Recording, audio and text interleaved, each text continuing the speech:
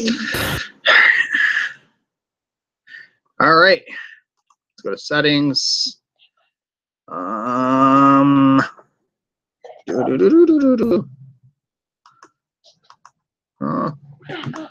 know, I'm trying to go to full screen.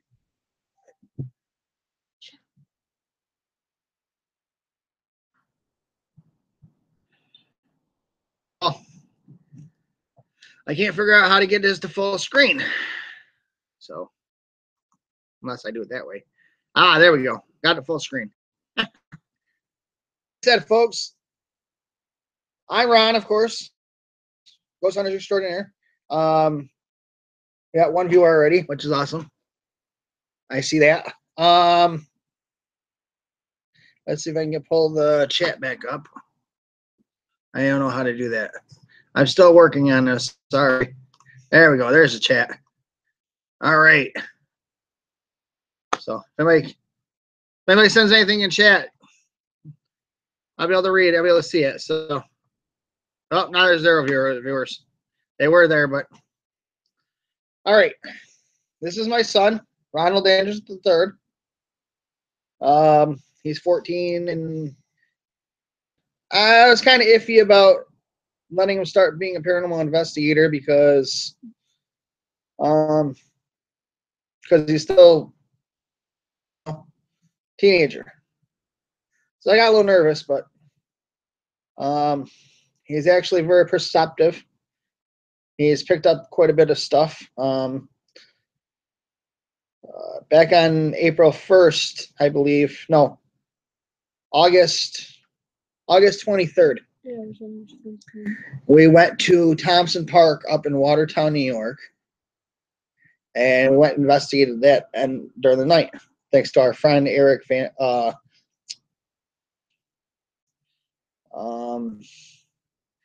he was able to get us access to the park after hours. So he got us access to the park after hours, and we went and we investigated the place. And we actually caught a video, and I've actually got it posted on YouTube, where we seen a woman. It was a little girl. It was a little girl. Yeah, it was a little girl. It was she's Chinese, Vietnamese. She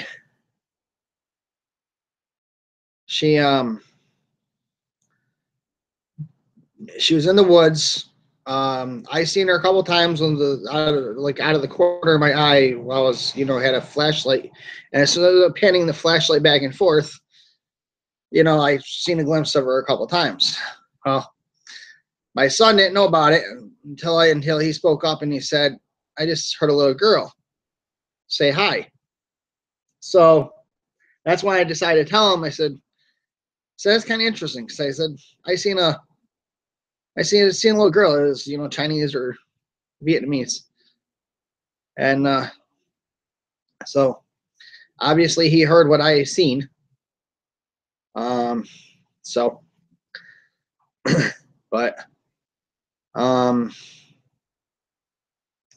he can tell you more about it if you want. If you want to hear more about it from him, go ahead, talk. I don't really know what to say. Well, just tell him what you experienced up at Thompson Park. The experience, you had feelings up there. You had experiences. What? Yeah, it got kind of hard to breathe at times, and I did hear a little girl breathing. I mean, saying hi. Yeah. And I kind of got nervous about it because I didn't know who it was.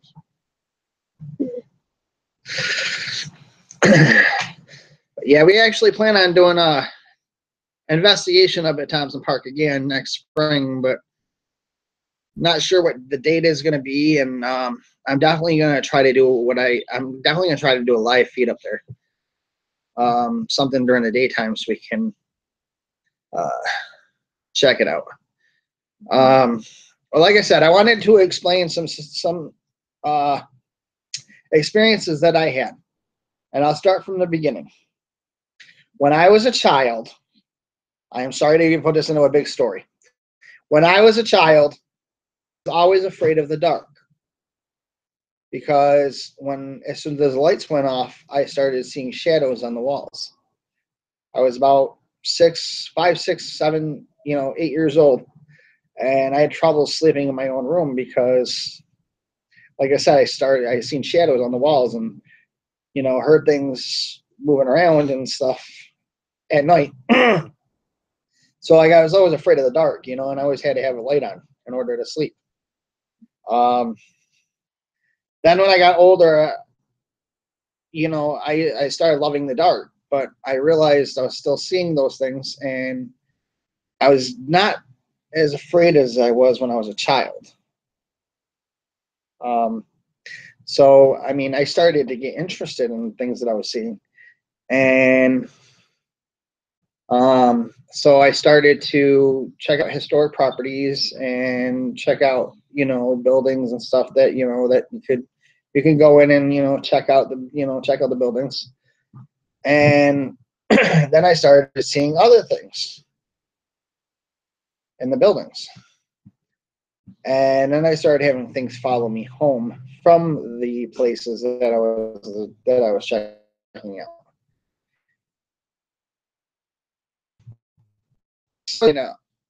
Unnerving. It kind of scared me a little bit, but I got used to it, and then I decided, I wanted to try to join a couple groups, and I never got any response. I never got any responses like right away, so I decided to form my own team. And one of the experiences that we had, because I live right here in Rome, New York, right down the road here, we have, you can't see it right now, but there's a place that's called Fort Stanwix. And I was in Fort Stanwix, and I was kind of looking around with a camera and, trying to do EVPs and stuff. I decided to go into, like I said, I decided to go in there and check it out. Me and my wife were at home when we live on South James Street in Rome, and I got up to go to the bed. I got up to go get a drink from the fridge, and when I went up to get a drink, kitchen, and right in front of me, like within a second, she must have vanished. But I remember exactly what she looked like. She had a blue. The girl looked like she was about 16, maybe 17, blonde hair, and it was in a bun. But it was one of those blue dresses that kind of had the white ruffles, so you could see underneath it, coming out the bottom of it. I believe that she might have been a girl about 16, maybe 17, that may have followed me home from, maybe she was one of the that were kind of passed away there.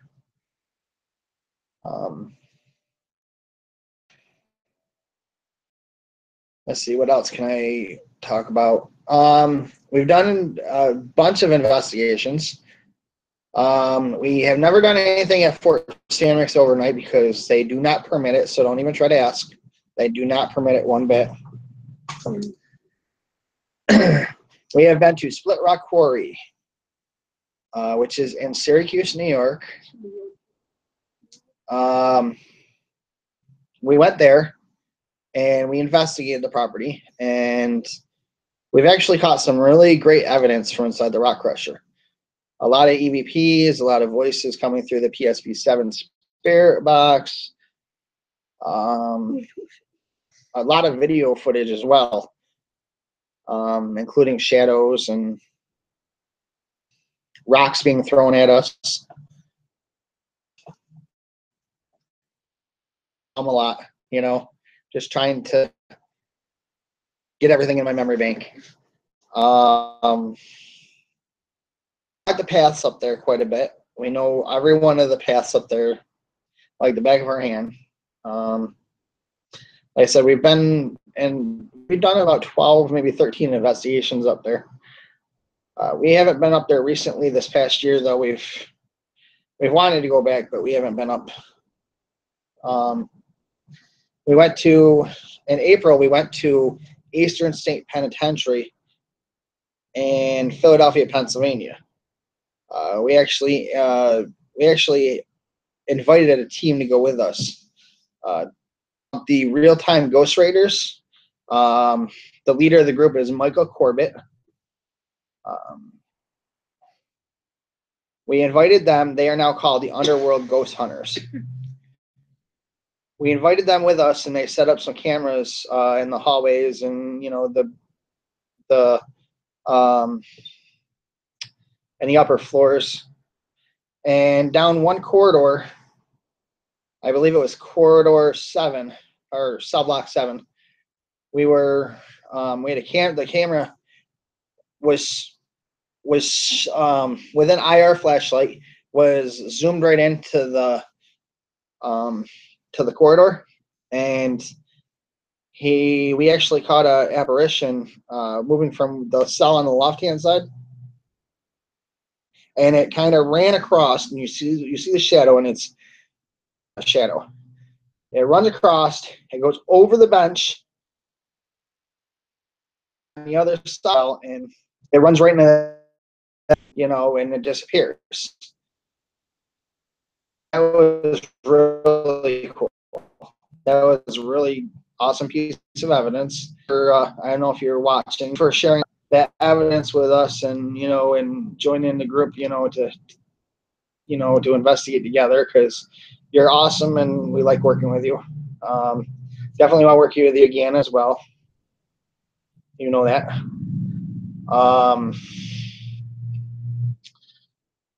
We've been to Rolling Hills Asylum.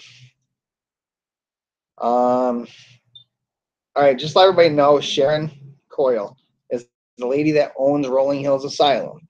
She can be a little hard on people, but it's just the way that she is. She's trying to protect the property. She's trying to fix it as well. She's trying to do everything she can to keep that place going. Not only for herself, but for all of us.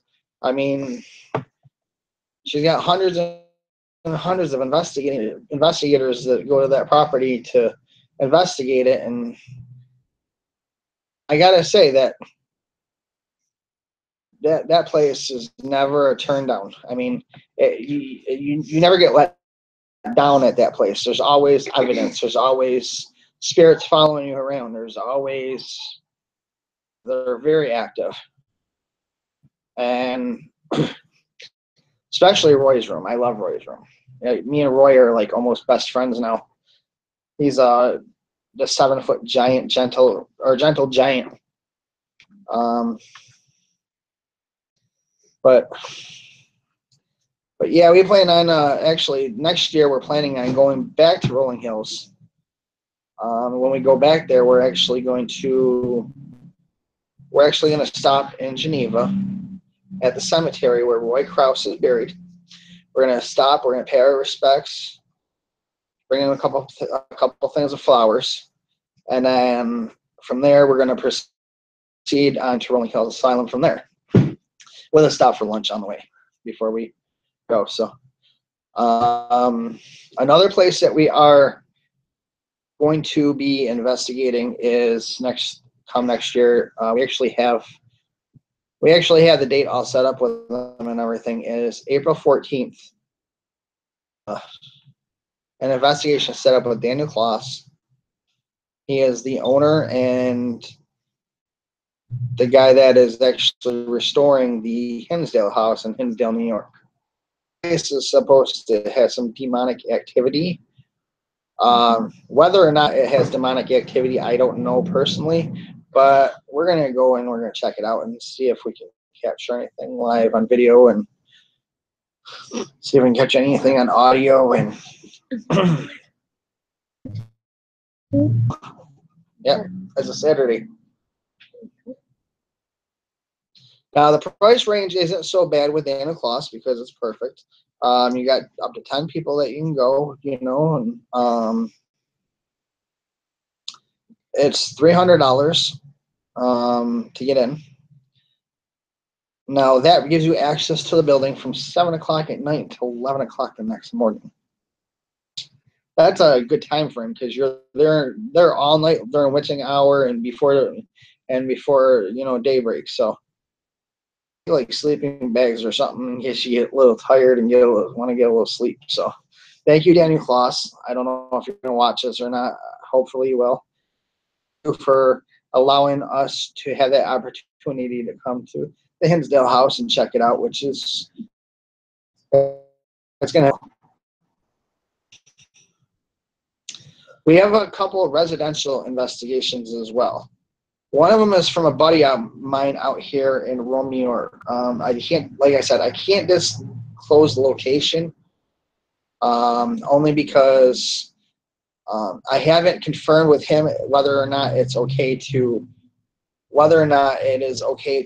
discuss the location with him because we keep everything confidential. So I can't disclose the location right at this moment.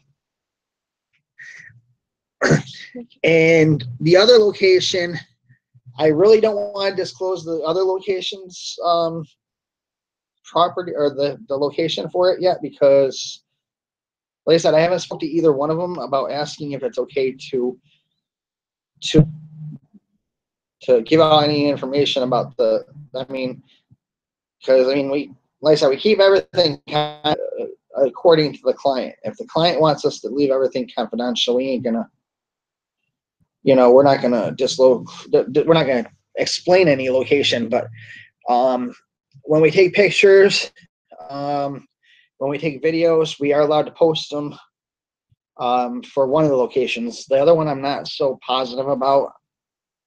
I'm going to find out whether or not if it's okay. I know the other one is up in Oswego area, and that's all I can say about that. The one that I have, my buddy here in Rome, it's down in Madison County. It's down in Madison County somewhere. So, I mean, where the locations are, I can't give the exact locations, but there's supposed to be some really, really hot spots. One of the places that we want to go to, and it's going to create a lot. We're going to have to do some funding or something for it because it's a long trip. 10.5-hour drive straight through, almost 12 hours if you stop to get anything to eat. That location would be Waverly Hill Sanatorium in Louisville, Kentucky. I want to check that place out so bad. My whole team wants to check that place out so bad. I mean, that place is just crazy with shadow creatures. Actually, just last week at the ScareCon at the Turning Stone Casino, we actually spoke with Scott Porter. He is from Ghost Asylum on TV. They started out as the Tennessee Wraith Chasers. Now I said like they got a TV show called Ghost Asylum. When I talked to Scott Porter, man, he's awesome. He was really nice. He treated us really kindly, and he looked over some of my evidence and said it was really, really good evidence that we captured before. And he was telling me, though, that the shadows there, they actually follow you.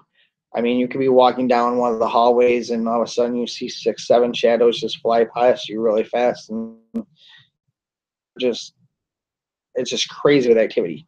They go right by you. They're not afraid of us. They just kind of interact with us, and that'd be cool.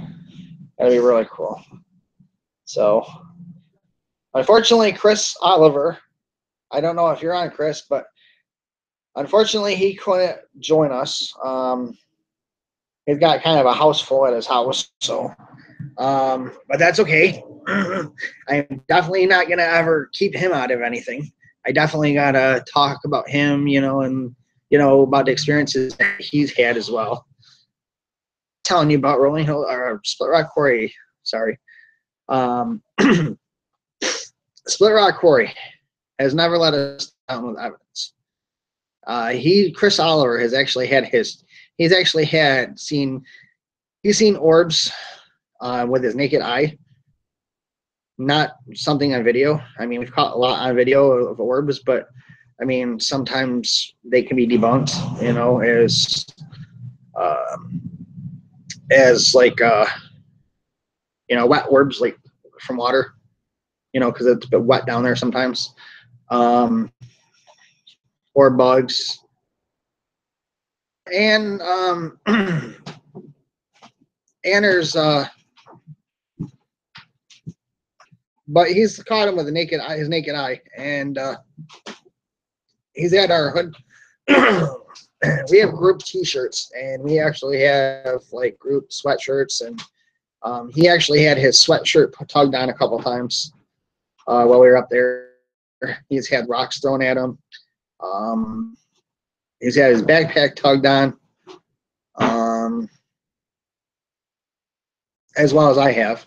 I've had my shirt tugged on a couple times, standing completely still and just feel like somebody just tugging on your shirt. I mean, that's just. I mean, there's no denying that. There's no, you know. I mean, there's wooden beams that are way up high, but I mean, just down at your shirt level, there's no way. There's no way for somebody just to tug on your shirt. So, at waist level, there's nothing there to grab your shirt.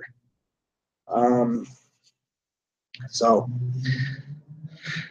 let's see, what other locations? We've gone on house locations, on other residentials. We've actually caught a picture that we are able to share the picture, which it's posted on our page. You'll see like a heating duct in the person's house. Can't disclose her name because, you know, for confidential reasons. Heating duct, and then the whole furnace and everything. And then if you look just to the left-hand side of the furnace, you'll see a man's face. I almost got pushed down the stairs by this man. This man came over to me and pushed me. Like, I felt the pressure on my shoulders, and I almost went down the stairs. So I thought that was pretty soon. We got a lot of high EMF readings as well up there at the house. There was electricity on in that place, and there was heat, you know, going and stuff. But like I said, we had some really high readings, EMF readings, which so that was cool. And like I said, you know, we caught I'll show that camera in a minute. You know, I'll start showing the now that with that face, though, I mean, we caught that with like a regular flash camera, which, I mean, any location you can use night vision cameras, full spectrum cameras, or you can use regular flash cameras. You'll always, you know, you'll never be let down. You'll always catch some kind of weird anomaly in the pictures. Always. Like I said, with that flash camera, we were up at Thompson Park back in August. We actually witnessed in the woods, and there was no metallic objects, there was no glass objects, there was nothing around. We took several pictures, like 7-8 pictures all at once. Only 2 of the pictures had a ball of light on the right-hand side in the picture. It was a little higher. It was like about this high. Then if you go to the next picture, that same picture, same spot, did not move. We did not move anywhere in the view of the camera, you know, out of the view of the camera. We just took the pictures, and you know, we caught that ball of light, but the rest of them were pitch black. They were nothing but woods, nothing but green. You know, the green trees and the grass and the woods. You know, so that was pretty cool. It was interesting. So, if you're ever wondering, like at Scarecons or Paracons or any of that, we've only done one Paracon so far. Well, yeah, Crypto Paracon. We did not do the Scarecon because I don't feel like we don't have enough members in the team to actually go and set up a table up there and to up with something for Scarecon, because within the next year or two I definitely want to start doing something. So I mean, so people can meet us and talk with us and check out what we have to do. I do have to definitely get a banner. I want a big, huge banner for the team logo and and just the name of our team. It's in the background. Huh? Well, that's not the banner. That's not the banner. That's just the sign. Yeah, that's the logo though. Yeah, it's a big logo. Why don't you grab it and put it over here in the view of it for the Yes, I will. just move it over just a little bit. So, all right. So we do got a sign with a tripod. So as you can see, there's the sign right there. Ghost Hunters Extraordinaire. Because this is live feed, I don't know whether personally by me, if you guys are looking at that and it's no. If because with the way we're looking at it right now through this camera feed, it may look backwards. Backwards, yes. The spelling of the word of it and stuff, but I don't know if it's backwards on your end or if it's just on my end. So, like I said, this is my first live feed, so they will. All right, so here we go. All right. These, I'm sure you can see them. They're like clips. These are perfect for, got me one of those bags over there. Okay. The bag, one of the bags right there. Right there. No, that bag right there. Okay. With these things, they're perfect for camera holders. Bags for your cameras. They got little hooks right here, or little clips. So you can clip them on there and clip them on your belt buckle, and then there you go. You don't have to carry your cameras around all the time. So that gets very helpful. And of course, one is this one's Ronnie's camera. This is Ronnie's camera. This is a full spectrum, and it does have infrared night vision. Vision is low quality, so it doesn't really, I mean, it's not very bright, but I will explain something. This thing right here is an IR light that it's supposed to attach to like house to make your security cameras a little brighter. Now, if you look, I've hooked it up to where attached to it, and then it's got a cable so you can connect a 9-volt battery to it. So, and then of course on top right here you can see the screw on the camera, so you got extra lighting, which is I think that's awesome. I like that. We like using that one. So that one's Ronnie's camera. Yes. I like it very much. This one right here I got from Hong Kong. Just a full spectrum camera. But it's great to have because, like I said, you don't really have to have night vision. You don't really have to have full spectrum mode. You don't have to have anything on video, because you can do some stuff during the daytime as well. Now with this one has got access to, so you can use Wi-Fi. So you can actually hook this up to your cell phone, and you can view as it's rolling. So that's pretty cool. I actually have Let's see if I can find it here. I've actually got a little remote control for it, actually. So I can, you know, I can walk away from it, hit record. I can, you know, stop record. I can. I didn't know you had that. So that's pretty neat. It's gotta get some more of those, you know, for next year. This one right here is the flash camera. Flash camera. It's got the LCD screen built right in right here, which is nice. It's got a bunch of controls and everything. Oh, well, it'll brighten up afterwards. It's got video mode, or it's got picture mode, of course. But this is actually the camera that actually caught the face apparition at the residential haunting that I just spoke to you about not too long ago. So that's pretty cool.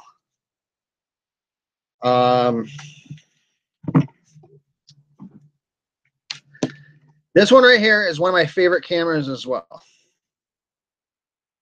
Vintage. It's more for like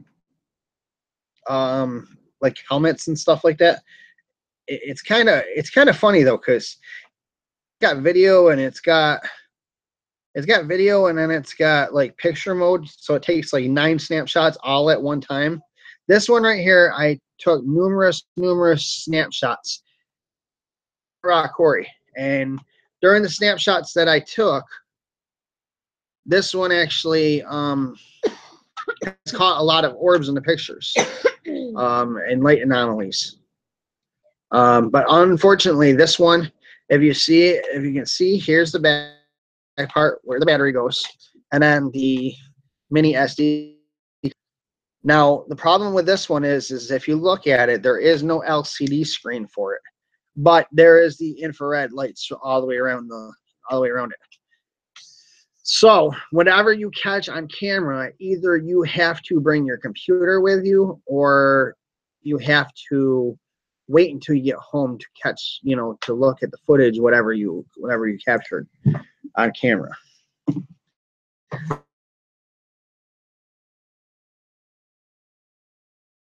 So it's pretty nice. At one time, all 9 shots will, you know, it'll just keep clicking and click and click and click, and you know, when you push up just one button with one button. So, all right, let me try to hook this up so I can show you this. This is pretty cool. Yes. Like I said, some stuff I bought. Some of this equipment I bought on Amazon. Well, actually, most of it's Amazon. Some of it's gone. Some of it's been from GhostStop.com. Some of it's from. That's from GhostStop.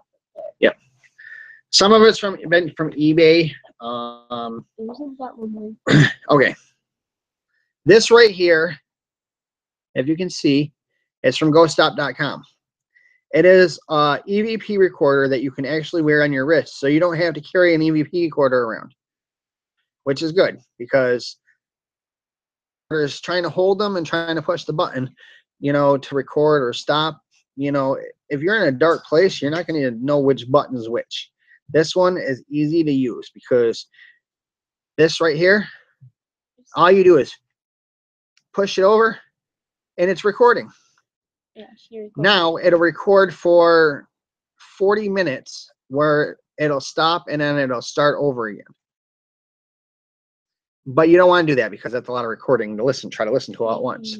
So what you do is you try to do like in 5, 6, maybe about 5 or 6 minutes a piece of EVPs. So, and then you stop it. And then once you stop it, it automatically saves that recording. And then you turn it back on and it starts a new recording. So you'll have, like, when you go in through your computer and you check the EVPs, they'll all be listed individually. So that's pretty cool too. So now this little device right here, this is called a K2 meter. You'll actually notice that this is actually one of the devices that they actually use on a lot of the TV shows. And actually this has worked really, really well with us. We had this, like, as something in the electronic magnetic field, if something comes into contact with this, each one of these lights, this is like a bluish green, then a green, yellow, orange, and red. Now, if something comes in contact with this, each light will start flashing. And if something's right on the base of this, flashing all at once, and it'll keep flashing until whatever is in contact with this will actually, backs off of it. So, like I said, I'm going to show it to you. I got it close to the computer, so you can see that the green lights are flashing. Yes. So it actually looks kind of cool on the computer. So it's basically an instant on and off button right here. So next piece of evidence, or next, this one is electronic radiation meter. If there's any radiation rocks or anything magnetic in the field, this will actually go off too. But this will let you know by numbers. It'll start off at 0, 0, 0, but then as soon as you get in contact with, just jump, and I mean, they can get really high. They can get. We had them up at Thompson Park, right in the woods, where these numbers right here, we held them up to the trees up there, and trees are not supposed to give off EMF readings. But we had this up to a tree, and it was spiking up to like 140, 150. And that's not normal for trees to give off EMF readings. So we thought that was pretty cool. So, of course, 0 viewers now. What the hell? Sorry, I didn't mean to swear. But you guys can all watch this later anyway. Yeah, a lot of people are busy. So, well, where'd you get that? Let me take a picture. I didn't know that. Everybody's personal favorite equipment right here. Walkie-talkies. I need to get a hold of your partner that's in some other part of the building, and you can't get a hold of them really quick. You just hit one of these buttons and you call him, and he comes running. So you definitely want to have some of these in case you get lost as well. Thompson Park, like I said, Thompson Park, you can get lost.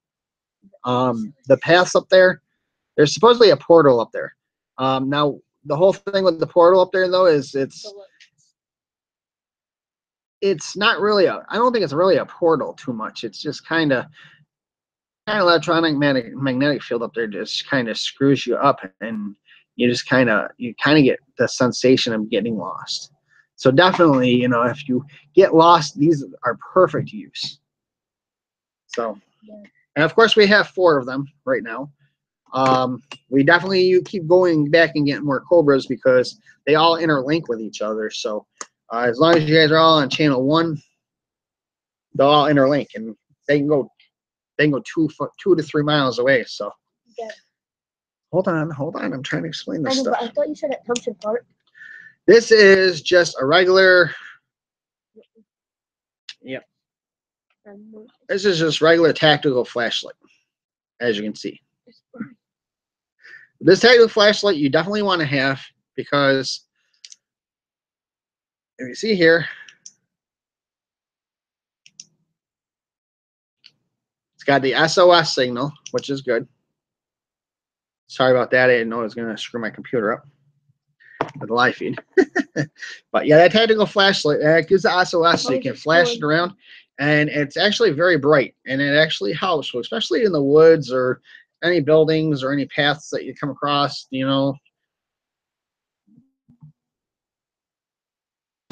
makes it bright so you can see where you're going.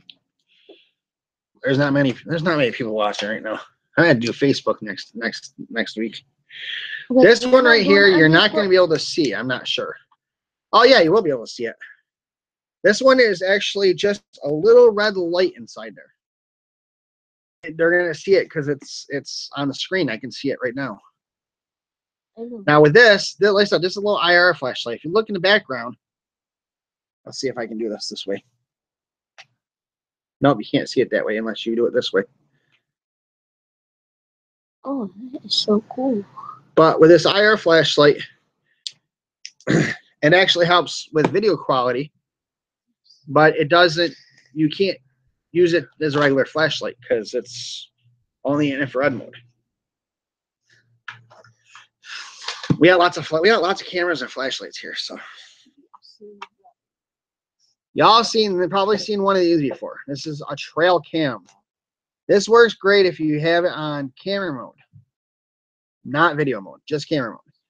But when you do is you take this and you hook it to a tree at a designated location, and make sure that you don't forget it when you leave, because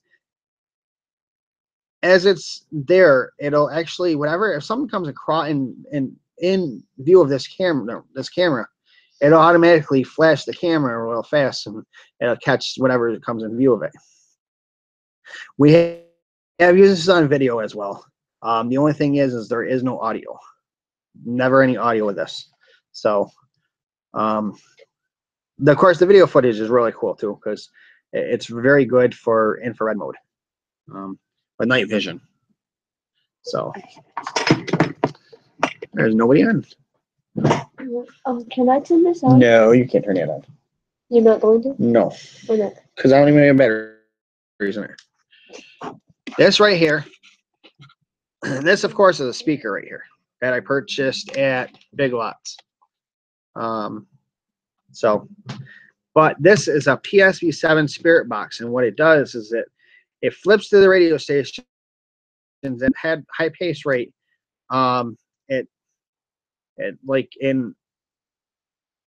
Sometimes you can, like, I took the antenna off. If you see, there's no antenna right there anymore. If you go take the antenna off, though, make the warranty. It does, take the warranty and make it cancels out the warranty. So, but with this device, you can actually hear like radio waves. Like you can't pick up like radio signals like from AM or FM, but this will definitely scan through the radio station still. And what it does is while it scans through the radio stations, you can pick up voices of spirits through this. That's why this is called the PSV7 Spirit Box. This is a great piece of equipment to use. We've actually caught at Split Rock Quarry, when we're inside the crusher, we don't pick up any radio waves whatsoever.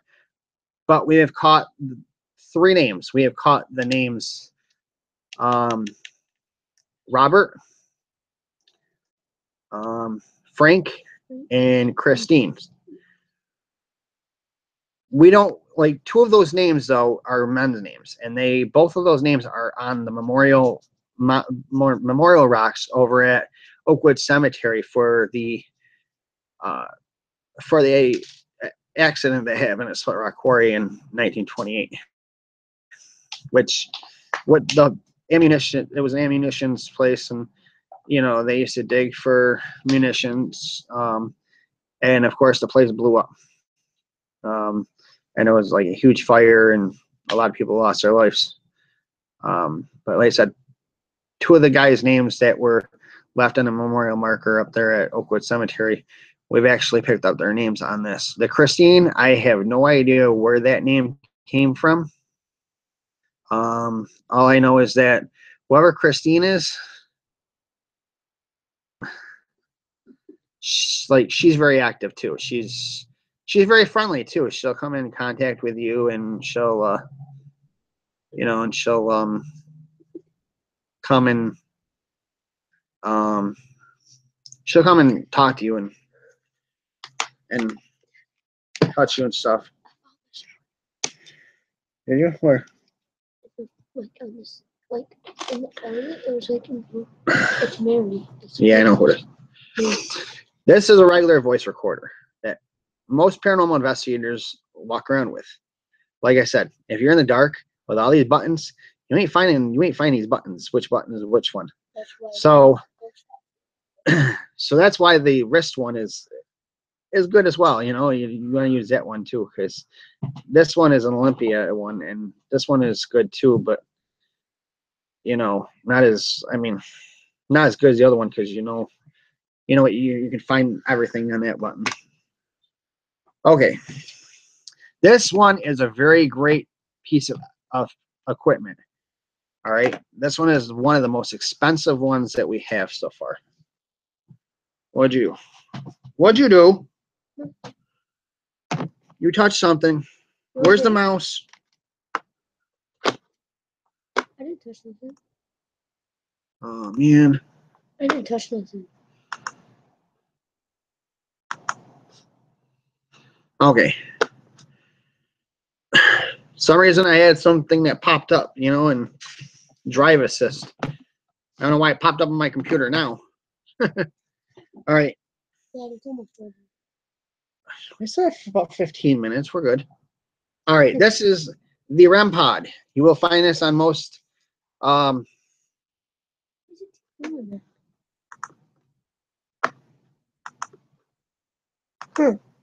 You will find this device on most of the paranormal shows as well. So this one is a great piece of evidence, a piece of equipment. Sorry. Anything comes in contact with it when you set it on the floor, lights will start flashing. See how my finger is setting it off? So if you've got it on the floor and there's nobody around it, there's nobody standing around it, and all of a sudden these lights start flashing, they will start flashing. So, and of course, somebody comes up and touches the antenna, every one of them will start flashing. So this is a very big piece of equipment as well. When we were at Eastern State Penitentiary, we were in the operating room. We had his device set on the floor. Now we had that green light that I was showing you right there, that green light. It went off, like we were not standing anywhere near it. And I asked the doctor, I said, Doc, I said, use the antenna as like one of the knives, you know, for the operating knives. And of course, you know, he came into contact with the antenna, and all of a sudden, the green light started to flash because it was a metallic object, so he thought it was his knife. You know, so of course that, you know, this piece of device actually did work, which was good. So here, let me shut that off. That can be a little annoying when, especially when you got in a backpack and all of a sudden the device goes off by itself, and you know, it's like, well, I know I shut that thing off and it's not supposed to be on. Well, another piece of device kind of rubbed up against it and hit the on button. Yes. So, another thing that's good is having headphones, especially with the voice recorders. Headphones are good but make sure that everybody in your group doesn't yell, because with how sensitive that is to picking up any noises or whatever, and you got the headphones on, if he's literally, it'll feel like he's screaming in your ear. It is so loud. Definitely. Nope. Another good piece of evidence or piece of equipment that's really good to have is some places you will encounter dust. You will encounter asbestos. You can encounter anything that can hurt your breathing. So I'm going to show you this right now. So a mask that we use on some of the locations that we go on. Because, no, you don't need one on. So this is the mask. And these are filters right here. And these work really good. You can buy them at Ace Hardware for like $30-something a piece. Not too bad. But this helps. So if there's asbestos in the house, guess what? You're not breathing all that nasty stuff in and harming your lungs. And of course, I got asthma issues, so definitely have one of those, because otherwise my asthma kind of acts up on me. So I don't know if I have very much time to show any of the that we've actually captured or we've actually picked up at the locations that we've encountered. I mean, let's see. Oh, give me those lights that Mike makes too. My buddy Mike Corbett from Underwear Ghost Hunters, he's actually, yeah, he makes IR lights for cameras. He builds them. He builds them right from scratch, and he does a great job at them too. Let's see. I've got this one right here, which you can see, and that is a purple light. It is very, very. It's on my end. It's not very bright. It's very, very dim, but it comes through and it looks purple on your end. A very, very bright light for when you have night vision on your cameras. So this works really good. Here's another one. As you can see, they're not very bright on my end, but they're very bright when you see them through the camera, through the video footage here, or video. And of course, this one is very bright.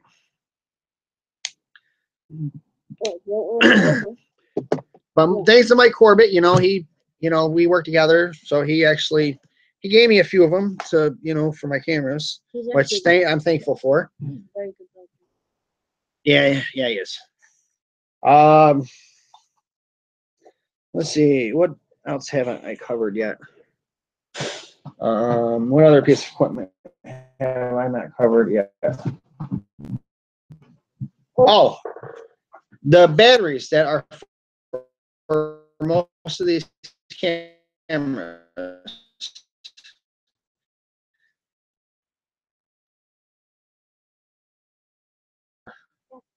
Rechargeable. Yeah, I don't. No. Give me one of those batteries, one of those cameras. Yeah, that one. Just give me the battery. Oh. All right. This is the charger. It's easy to use. You just plug it in on the wall and it charges the battery. Now this is the battery. This is one of the batteries for the flash cameras. So the other batteries are pretty much the same, except they're a little bit bigger for all the other cameras. And they're rechargeable. So, I mean, you definitely want to have a good amount of battery with you. Nope, I did forget something. Give me that. Give me that. Oh, this thing is so heavy. Give me it. Oh, it's so heavy. Okay. Here, take that. Oh, you just wet me. On location, your battery will die. It will die fat, like pretty quick.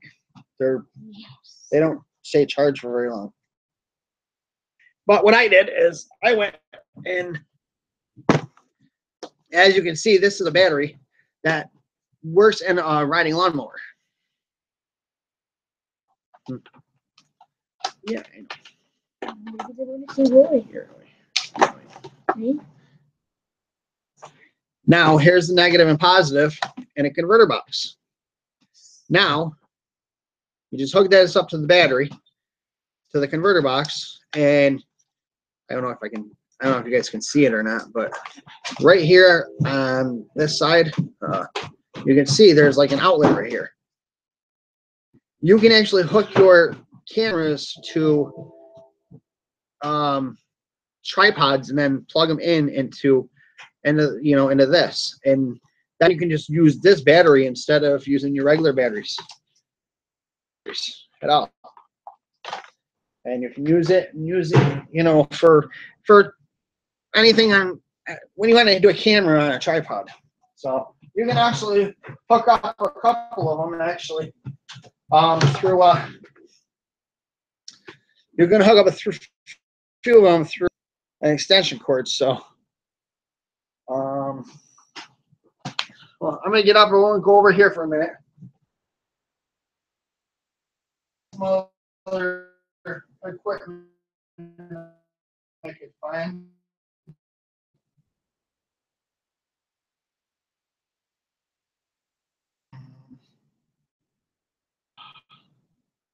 Stuff up here. I'll show you some of that stuff up here.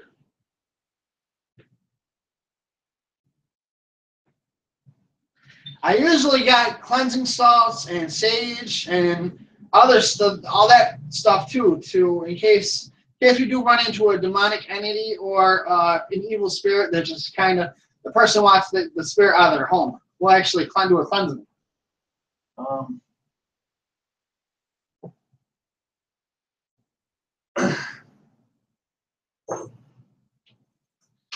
Well, since I still got time, there's some stuff I'm going to show you that we've actually picked up from locations. All right, here we go.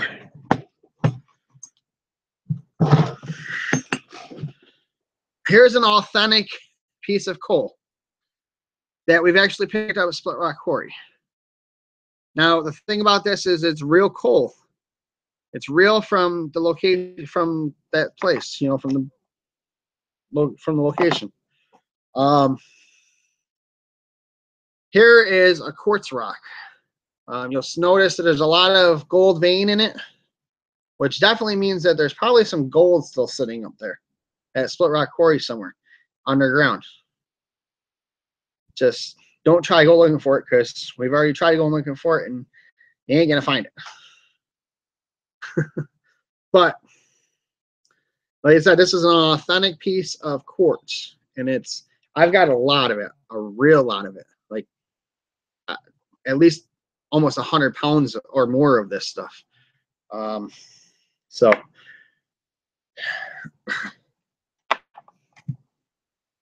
there's a railroad spike.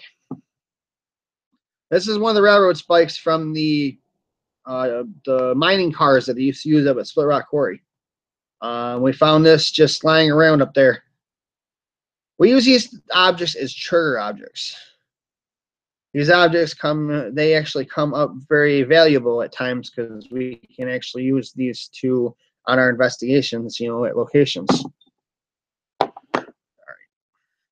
And last but not least, remember how I said there was a big explosion up there at Split Rock Quarry, 1928? The buildings and everything collapsed up there. The big explosion started a fire. Well, the thing about that is like I said, the buildings collapsed. Here is an authentic brick from the munitions plant. If you see, this is the part of the cement right here that was for the foundation. This is one of the bricks from the plant, which is, like I said, it's very authentic. It's from there, from that location. There's a lot of these around up there at Split Rock Quarry. There's thousands and thousands of these up at Split Rock Quarry. Lots and lots of these. You will not be disappointed if you want to grab a brick and bring it home with you. So, well, I didn't have many people tonight. It says I got 0 viewers right now. It said I did have 2 viewers. I didn't, and then it bounced to 1 viewer, and then it was just back and forth, 1 2 1 2 1 2, and then 1 0 1 0. So I'm actually what I'm gonna do next week is I'm gonna do this all on Facebook. I'm gonna do Facebook Live. There's probably gonna be a lot more viewers, which is gonna be a lot better. I will show some of the haunted objects that we have, because we do have some dolls, haunted artifact or items, you know, that they're a little creepy. They're very creepy. Of course, I got crosses all up in my attic where the tables are set up. I got like tons of, just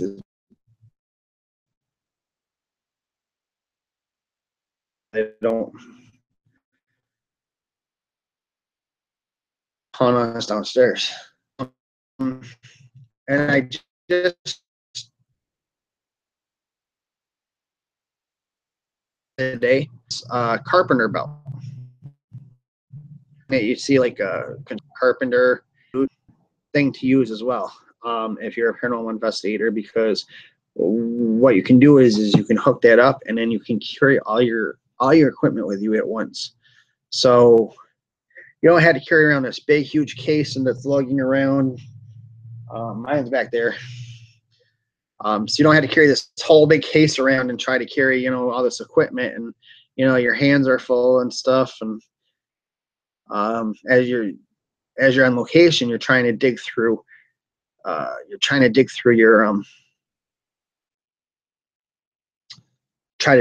equipment to hook everything up. And I mean, you got it all right there around you when you're walking, so you just gotta grab into a pocket, grab it. Now comes a piece of equipment that you need. Sorry, I'm a little hyper, drinking a lot of coffee today. But like I said, usually get white sage. I go through a supplier that I have in North Syracuse on Main Street. I usually get my white sage there, and my black cleansing salts, and I mean, they help out a lot, getting stuff from there.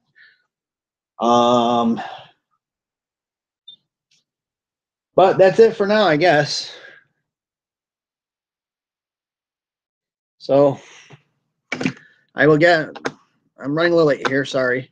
But I guess I'll see you guys later. And like I said, if you guys are interested in having me answer any questions and stuff like that, I might do something, a little live feed a little bit sooner, or I'll message us and we'll get back to you. Like I said, as always, here's our business card. It says Ghost Hunters Extraordinaire. Address for my personal home address, and the business address is 303 North Madison Street, Rome, New York, 14440. 5 2, and on the bottom there is email address and our website.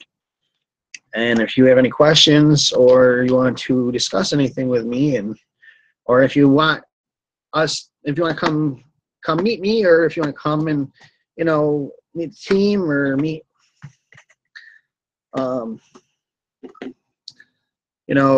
check anything out, or if you want to actually come, and if you got an investigation that you need a paranormal investigator, call us or whatever, and we'll get back to you.